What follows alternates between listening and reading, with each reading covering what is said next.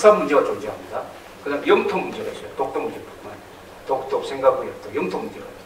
또 한중 관계도 영토 문제가 있어요. 영토 문제, 역사 문제를 가지고 있는데 이게 그럼 해결 가능하느냐? 영토 문제를 가장 쉽게 해결하는 방법이 하나 있습니다. 전쟁을 하는 것입니다. 그래서 이기면 돼요. 이거 불가능하죠. 지금 다 동맹관계를 이렇게 있기 때문에 이건 전쟁 독도를 차지하기 위해서 일본이 전쟁할 수 없고 생각과 열도를 차지하기 위해서 중국이 쳐들어갈 수도 없는 것입니다. 그래서 전쟁을 해서는 안 됩니다. 지금도 할 수 없는 거예요. 그 다음에 역사관은 이건 굉장히 오래 갈 거예요. 역사관을 일치시키는 건 좋긴 좋은데 역사관이라고 것은 다 애국심과 관계가 있기 때문에 이것을 일치시키는 노력은 해야 됩니다. 그러니까 이것을 단숨에 해결할 수는 없을 것이다. 하면은 저는 한중일이 동북아시아가 앞으로 평화 공존을 하면서 번영을 하면서 북한을 흡수해가지고 북한 문제를 해결하기 위해서는 무슨 영토 문제, 역사관 문제는 해결이 안 되니까 이 뒤로 우선순위를 늦춰야 된다. 해결하는 노력을 하되 이걸 제일 전제 조건으로 한다든지 이걸 제1 우선순위로 해버리면 안 된다. 아무것도. 우리가 시험 칠 때 20개 문제가 나왔는데 그 중에 제일 풀기 어려운 걸 제일 먼저 풀면서 시간을 다 보내버리면 나머지 풀 수 있는 것도 다 못 풀잖아요. 풀 수 있는 걸 풀자야죠. 풀 수 있는 걸 풀면은 이상하게 어려운 것도 저절로 풀릴 수가 많습니다. 그러니까 풀 수 있는 게 뭐냐? 동북아시아에서 지금 풀 수 있는 게 있다. 중국, 일본, 한국, 미국까지 다 합쳐서 풀 수 있는 것은 북한 문제입니다. 북한 문제. 영토 문제, 역사관 문제보다는 북한 문제를 푸는 것은 쉬워요. 왜냐? 이건 다 실용적으로 계산하면 답이 나오게 되어 있습니다. 이 북한 문제를 푸는 데 있어서 한국의 입장은 어떠냐? 주변 국가의 도움을 받아야 돼요. 왜냐하면 한반도 분단 자체가 이 국제적 정치 상황의 산물이기 때문에 이것을 해결하는데도 주인은 우리가 돼야 됩니다. 한국이 주인이 되되 주변 국가의 도움을 받아야지 어떤 나라도 적대국으로 만들어서는 안 된다. 어떤 나라와도 적대해서는 안 될 나라입니다. 한국은. 어떤 나라와도 적대해서도 안 되고 도움을 받아야 돼요. 우리는 일본과 적대해서도 안 되고 중국과도 적대 관계를 가져서는 안 된다. 한국은 적대 관계를 가져가지고 잘 살 수 있는 나라 같은 게 있잖아요. 적대 관계를 가졌어도 잘 살 수 있는 나라는 중국이나 미국이나 이런 나라죠. 일본도 아마 가능할 거예요. 한국은 위치상 어렵다.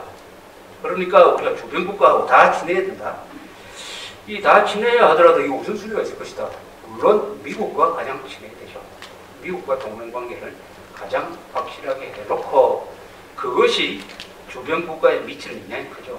중국이 왜 한국을 만만하는 거냐? 한국 뒤에 미국이 있기 때문 아닙니까?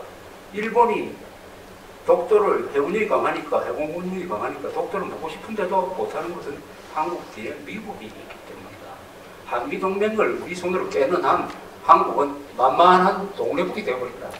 한미동맹은 항상 상수다. 이것은 통일 이후에까지도 반드시 한미동맹은 유지해야 됩니다. 한미동맹을 양보하고 미국, 중국의 양해를 받아서 통일하자 하는 이런 아주 참 뭡니까 이거 가똑똑이들 이야기가 많말이에요. 가똑똑이. 그럴 바라면은 통일 안 하는 게 낫습니다. 한미동맹을 포기하고 통일해야 될 것 같다면 그 통일 안 하는 거예요. 한미동맹은 통일된 이후에도 반드시 유지가 되어야 이게 동북아시아의 안전판이 된 것입니다. 한미동맹은 미국에 좋고 한국에만 좋을 뿐만 아니라 일본에도 좋고 중국에도 좋습니다. 한미동맹은 반드시 불변의 원칙으로 우리가 통일 과정에서 다만 이런 거는 우리가 생각을 해볼 필요가 있어요. 중국이 한반도가 적대 세력의 영향권 안에 넘어가는 것은 또 중국이 바라지 않습니다. 중국의 지금 적대 세력은 현재로는 그 적이라고 표현하는 건 좀 그렇습니다만 경계 대상은 미국이겠죠. 그래서 38선 북쪽에는 주한미군을 배치하지 않는다. 통일된다고. 는 정도는 우리가 양보할 수 있다는 게 있을 게 아니냐 하는 생각이 듭니다. 그것도 연구를 해봐야 돼요. 지금 휴전선 북쪽에 주한미군은 배치시키지 않겠다. 근데 우리가 1950년 9월 15일 날 인천상륙작전하고 우리가 북진할 때 중국에 경고를 했습니다. 38선 북쪽으로 미군이 들어오면 가만히 있지 않겠다. 한국군이 들어오는 것은 괜찮다. 그걸 무시하고 올라갔습니다. 중국이 참전했어요. 그래서 중국도 하나의 금지선이 있지 않겠느냐. 휴전선 북쪽에 미군이 배치대가 만주를 위협하는 뭐 미사일도 갖다 놓고 뭐 핵 전폭기도 갖다 놓고 하면 통일을 해주겠느냐 하는 생각도 드는 거예요. 그래서 이것은 앞으로 우리가 머리를 좀 써야 될 부분이다 라고 생각을 하고, 거기서 한 걸음 더 나가가지고 우리가 통일하는 과정에서 일국 양제, 지금 중국 일국 양제입니다. 중국이라는 나라는 하나인데 제도가 두 개예요.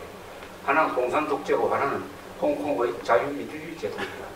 일국 양제가 되고 있어요. 우리도 일국 양제다. 북한 지역이 우리의 주권에 미치고 북한이 대한민국 일부라는 것은 분명히 한 다음에 한시적으로, 오래 갈 수는 없어요. 이건 일국 양제는 한시적으로 북한이 부흥하는 동안에는 휴전선 북쪽을 별도로 관리를 한다.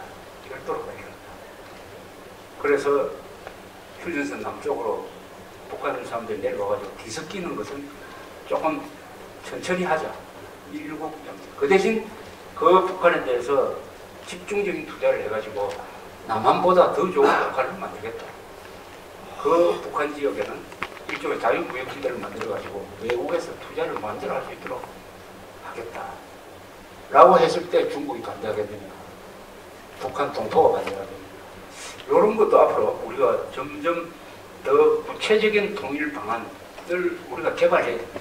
개발해가지고 이걸 가지고 중국도 설득하고 미국도 설득하고 일본도 설득하고 러시아도 설득하고 북한 주민들도 설득하고 한국의 유권자들도 설득을 해가지고 좋은 아이디어를 가지고 있어야 될 것이다. 이렇게 생각합니다.